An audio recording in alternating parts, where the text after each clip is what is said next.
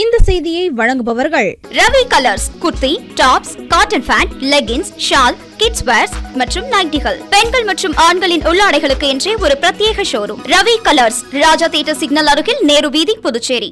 வணக்கம். முக்கிய செய்திகள். பூட்டிய கோவிலில் புகுந்து நகைகளை கொள்ளையடித்த திருடன் அதிரடியாக கைது செய்தனர் புதுச்சேரி காவல்துறையினர். புதுச்சேரியின் தற்காலிக பேருந்து நிலையத்தில் அடிப்படை வசதிகள் இல்லாததால் பயணிகள் அவதி. அதிகாரிகள் விரைந்து நடவடிக்கை எடுக்க வேண்டும் என கோரிக்கை. புதுச்சேரியில் இயங்கும் ரெஸ்ட்ரோ பார்களை மூட வேண்டும். அமைச்சர் சாய் ஜே சரவணகுமார் துணைநிலை ஆளுநரிடம் வேண்டுகோள். புதுச்சேரியின் சாலைகளில் கொட்டப்பட்டுள்ள கட்டிட கழிவுகளை உரிமையாளர்கள் அகற்ற வேண்டும். தவறும் பட்சத்தில் அதிரடியாக நடவடிக்கை எடுக்கப்படும் என உள்ளாட்சித்துறை எச்சரிக்கை. இனி விரிவான செய்திகள். புதுச்சேரியில் பூட்டிய கோவிலில் இருந்த நகைகளை திருடி சென்ற குற்றவாளியை காவல்துறையினர் அதிரடியாக கைது செய்தனர். புதுச்சேரி உருளையன்பேட்டை மாரியம்மன் கோவில் தெருவில் உள்ள உலக நாயகி அம்மன் கோவிலுக்குள் கடந்த 31ஆம் தேதி புகுந்த மர்ம நபர் கோவில் உண்டியலை உடைத்து காணிக்கை மற்றும் 50 கிராம் அம்மன் நகைகளை திருடி சென்றார். இதுகுறித்து உருளையன்பேட்டை காவல்துறையில் புகார் செய்யப்பட்டது. காவல்துறையினர் கோவிலுக்குள் வந்து விசாரணை நடத்தினர். எந்தவொரு கதவும் உடைக்கப்படாமல் எப்படி திருட்டு நடந்திருக்கும் என காவல்துறையினர் சோதனை நடத்தினர். கோவிலுக்குள் இருந்த சிசிடிவி கேமராக்கள் அனைத்தும் மேல்பக்கம் திருப்பிவிடப்பட்டிருந்தது. மேலும் சிசிடிவியை ஆய்வு செய்தபோது அது சில மாதங்களாக இயங்கவில்லை என்ற தகவலும் தெரியவந்தது. கைரேகை நிபுணர்கள் ஆய்வு செய்தனர். காவல்துறையினர் மோப்ப நாய் வரவழைக்கப்பட்டு சோதனை நடத்தினர். இதுபோன்ற சம்பவம் கடலூரிலும் இருமுறை நடந்திருப்பதாக காவல்துறையினருக்கு தகவல் கிடைத்தது. இதனைத் தொடர்ந்து காவல்துறையினர் அங்கு விரைந்து கடலூர் கூத்துப்பாக்கம் முருகன் கோவில் தெருவை சேர்ந்த சுகுன்ராஜ் கோவில் திருட்டில் ஈடுபட்டிருப்பது கண்டறியப்பட்டது. கைரேகை பதிவுகளை தீவிரமாக ஆய்வு செய்தபோது உருளையன்பேட்டை காவல் நிலையத்திற்கு உட்பட்ட நெல்லித்தோப்பு சிக்னல், அருந்ததி நகர் முத்தாலம்மன் கோவில், அய்யனார் நகரில் உள்ள முருகன் கோவிலும், பாகூரில் ஒரு கோவிலிலும், கடலூர் ஓட்டியில் 2 கோவில்கள் என 6 கோவில்களின் உண்டியல் உடைத்து திருடியது தெரிந்து அதிர்ச்சி அடைந்தனர்.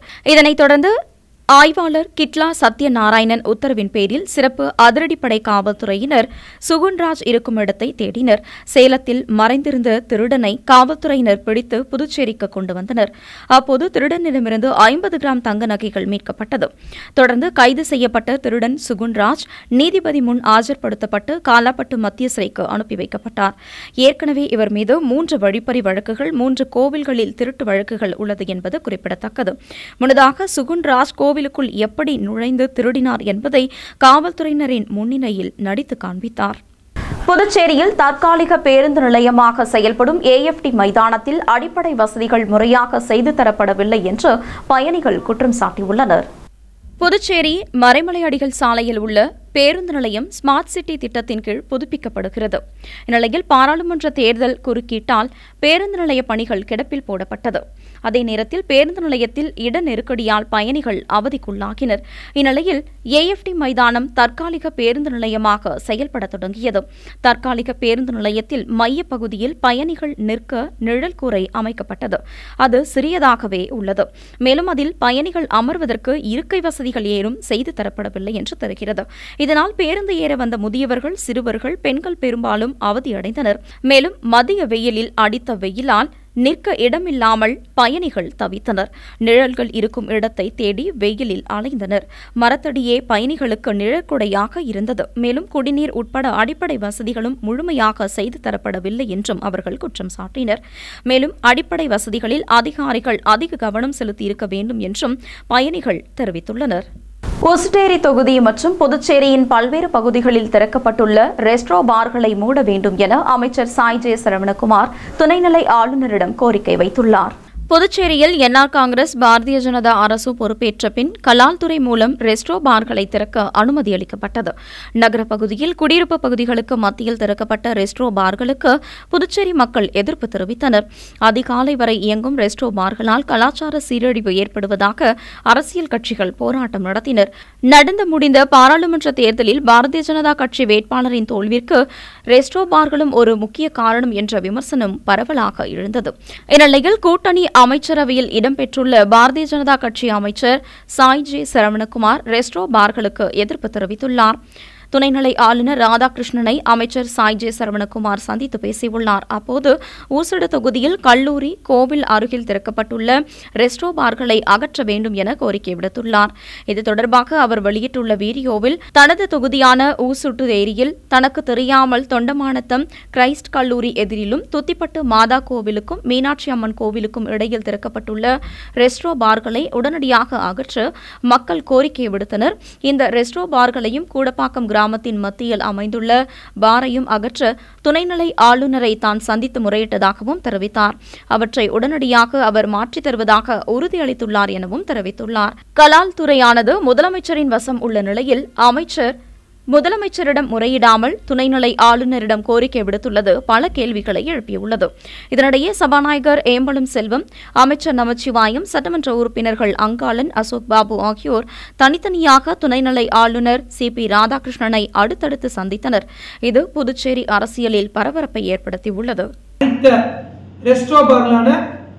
தொண்டமானத்தம் கிறிஸ்ட் கல்லூரிக்கு எதிர்ப்புறமாக அந்த ரெஸ்டோ பாரையும் மற்றும் துத்திப்பட்டு மாதா கோயிலுக்கும் மீனாட்சி அம்மன் கோயிலுக்கும் இடைப்பட்ட இடத்தில் தந்த ரெஸ்டோ பாரையும் உடனடியாக மக்கள் அந்த இடத்திலிருந்து அகற்ற வேண்டும் என்று கோரிக்கை விடுத்த அடிப்படையிலும், அதே போல ஊடப்பாக்கம் ஊர் மத்தியில் அமைந்துள்ள பாரையும் நிரந்தரமாக அந்த இடத்திலிருந்து அப்புறப்படுத்த வேண்டும் என்று இன்று காலை புதுச்சேரி துணைநிலை ஆளுநர் அவர்கள் முறையிட்டதன் அடிப்படையில் உடனடியாக அதை வேறு இடத்திற்கு மாற்றித் தருவதாக உத்தரவாதம் அளித்துள்ளார்கள்.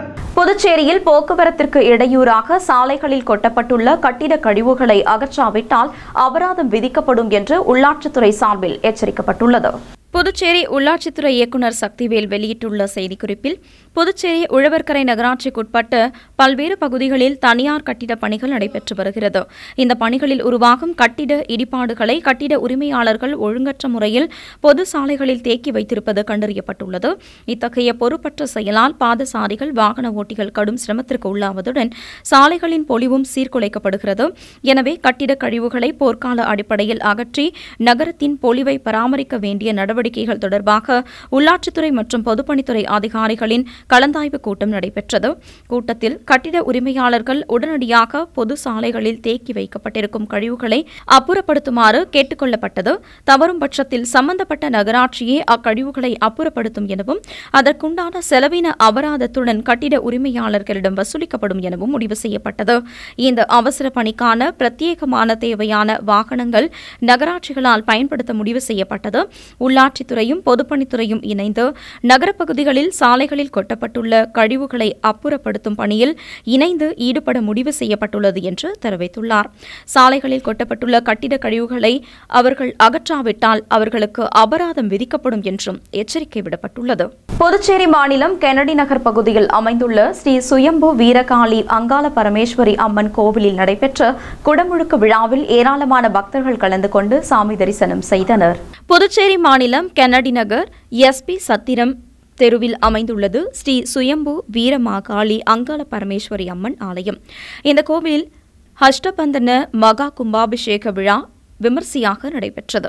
முன்னதாக ஸ்ரீ சுயம்பு வீரமாகாளி அங்காள பரமேஸ்வரி அம்மன் மற்றும் வலம்புரி விநாயகர், ஸ்ரீ பாலமுருகன், ஸ்ரீ மகாபராகி, மகா மாரி, பைரவர், பாவாடராயன் உள்ளிட்ட பரிவார மூர்த்திகளுக்கு பூஜைகள் நடைபெற்றது.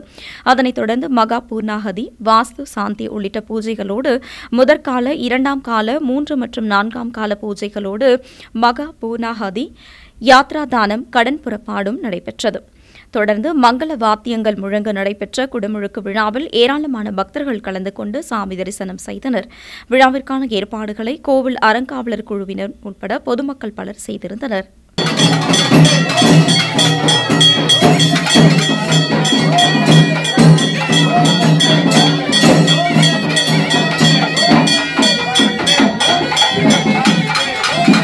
கதிர்காமம் அரசு மருத்துவக் கல்லூரியில் 84 பேராசிரியர் பதவிகளுக்கான நேர்காணல் ஜூன் 24ஆம் தேதி தொடங்கி 4 நாட்கள் நடைபெறவுள்ளது. இந்திரா காந்தி அரசு மருத்துவக் கல்லூரி மற்றும் ஆராய்ச்சி நிறுவனத்தின் இயக்குநர் உதயசங்கர் வெளியிட்டுள்ள செய்திக்குறிப்பில், இந்திரா காந்தி அரசு மருத்துவக் கல்லூரி மற்றும் ஆராய்ச்சி நிறுவனத்தில் மருத்துவ பேராசிரியர், இணை பேராசிரியர், உதவி பேராசிரியர் மற்றும் புள்ளியியல் நிபுணர் ஆகிய 84 பதவிகளுக்கான ஆள் சேர்ப்பிற்கு விண்ணப்பங்கள் பெறப்பட்டது. அதன் அடிப்படையில் இந்த பதவிகளை நிரப்புவதற்கான சான்றிதழ் சரிபார்ப்பு மற்றும் நேர்காணல் வருகிற 24ஆம் தேதி முதல் 27ஆம் தேதி வரை நடைபெறவுள்ளதாக தெரிவித்தார். வருகிற ஜூன் 24ஆம் தேதி காலை 8:30 மணிக்கு அனாட்டமி, 9 மணிக்கு பிசியாலஜி, 10 மணிக்கு பயோகெமிஸ்ட்ரி, 11 மணிக்கு புள்ளியியல் நிபுணர் ஆகிய பதவிகளுக்கான நேர்காணல் நடைபெறுவதாகவும், 25ஆம் தேதி காலை 8:30 மணிக்கு மருந்தியல், 9:30 மணிக்கு மைக்ரோபயாலஜி, 10 மணிக்கு நோயியல் ஆகிய பதவிகளுக்கும், 26ஆம் தேதி காலை 8:30 மணிக்கு பொது அறுவை சிகிச்சை, எலும்பியல், கண் மருத்துவம், மனநோய், மயக்க மருந்தியல் ஆகிய பதவிகளுக்கும், 27ஆம் தேதி காலை 8:30 மணிக்கு பொது மருத்துவம், காலை 9 மணிக்கு குழந்தை மருத்துவம், ENT, சுவாச மருத்துவம், மகப்பேறியல், ரேடியோ டயாலிசிஸ் ஆகிய பதவிகளுக்கு நேர்காணல் நடைபெறுவதாக தெரிவித்தார். மேலும் நேர்காணலுக்கு வருபவர்கள் அனைத்து அசல் ஆவணங்களையும் கொண்டு வர வேண்டும் என்றும், தவறினால் விண்ணப்பம் நிராகரிக்கப்படும் என்றும் தெரிவிக்கப்பட்டுள்ளது. தேசிய மருத்துவ ஆணையம் வகுத்துள்ள அனைத்து நிபந்தனைகளையும் விண்ணப்பதாரர்கள் பூர்த்தி செய்யவில்லை என்பது பிறகு கண்டறியப்பட்டால் பணி நியமனம் ரத்து செய்யப்படும் என்றும் அவர் தெரிவித்துள்ளார். அடுத்து வருவது புதுச்சேரியின் இன்றைய பெட்ரோல் மற்றும் டீசல் விலை நிலவரம். சர்வதேச சந்தையில் கச்சா எண்ணெயின் விலை நிர்ணயத்திற்கு ஏற்ப நாள்தோறும் பெட்ரோல் மற்றும் டீசல் விலை மாற்றி அமைக்கப்பட்டு விற்பனையாகி வருகின்றது. அதன்படி புதுச்சேரியில் 1 லிட்டர் பெட்ரோல் 94 ரூபாய் 23 காசுகளுக்கும், டீசல் 1 லிட்டர் 84 ரூபாய் 43 காசுகளுக்கும் விற்பனை செய்யப்பட்டு வருகிறது. இனி வருவது புதுச்சேரியின் இன்றைய தங்கம் மற்றும் வெள்ளி விலை நிலவரம். இன்றைய தங்கம் வெள்ளி விலை விவரம். புதுவையில் இன்றைய தங்கம் வெள்ளி விலை விவரம் வழங்குபவர்கள் முத்து கோல்ட் ஹவுஸ், பாண்டிச்சேரி. தங்கம் 1 கிராம் 6650 ரூபாய். இன்றைய தங்கம் வெள்ளி விலை விவரம். வெள்ளி 10 கிராம் 926 ரூபாய். இத்துடன் AMN செய்திகள் நிறைவடைந்தன. வணக்கம். புதுச்சேரி உங்கள் AMN டிவி செய்திகளை யூடியூபில் உடனுக்குடன் காண AMN டிவி பாண்டிச்சேரி சேனலை சப்ஸ்கிரைப் செய்யுங்கள். பெல் பட்டனை மறக்காமல் கிளிக் செய்யுங்கள்.